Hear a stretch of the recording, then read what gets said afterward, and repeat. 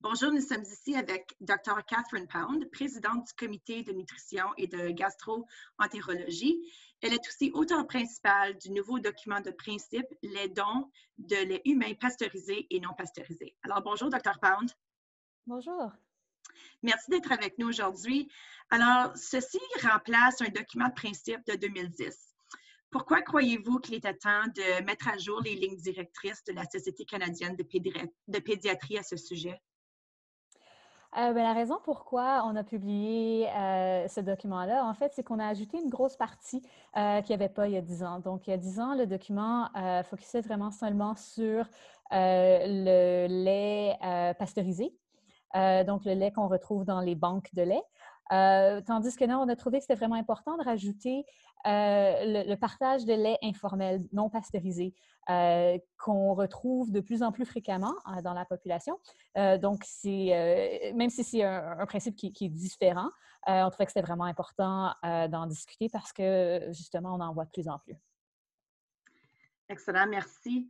Alors, à ce sujet, quels sont les mythes courants sur la banque de lait maternel et le don de lait humain?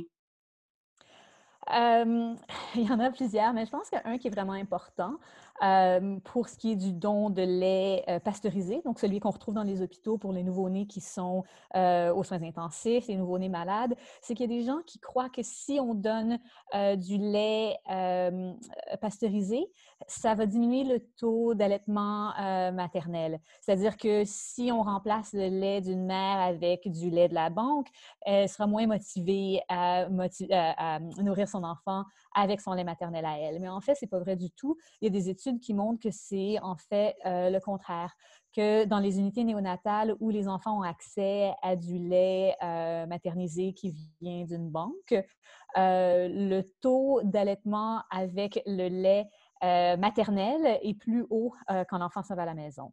Donc, ça ne remplace pas le lait maternel, mais ça permet aux mamans qui, pour quelle raison que ce soit, si elles sont malades ou peu importe, lorsqu'elles ne peuvent pas donner leur lait à leur enfant, ça leur donne un petit peu de temps pour être capable de recommencer leur production, si elles peuvent.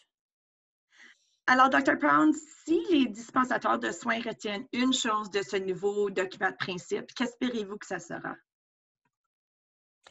En fait, il y a deux choses. Il y a plusieurs choses, mais je pense qu'il y a deux choses essentielles dont je voudrais parler parce que c'est vraiment deux sujets qui sont quand même différents. C'est sûr qu'on parle du lait maternel pour les deux, pour ce qui est des deux sujets, mais c'est vraiment deux choses différentes parce qu'il y en a un que c'est pour les enfants malades, donc le lait pasteurisé qu'on retrouve qui vient des banques de lait, qu'on retrouve dans les hôpitaux pour les enfants prématurés ou les bébés qui sont malades ou enfin les bébés qui se retrouvent aux soins néonataux.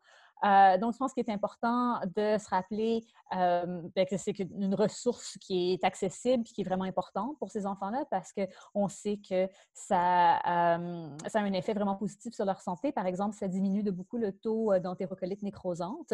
L'autre chose, je pense, qui est importante vraiment, puis c'est la partie qu'on a rajoutée, c'est au point de vue du partage de lait informel, c'est-à-dire soit du lait qu'on peut retrouver sur Internet, par exemple, dans des groupes sur Facebook ou quoi que ce soit, ou du lait qu'on partage avec des amis ou des connaissances. Donc, ce n'est pas quelque chose que la Société canadienne de pédiatrie recommande, évidemment parce qu'il y a des risques associés à ça. Mais c'est important de savoir que ça existe, puis c'est important d'en parler avec nos patients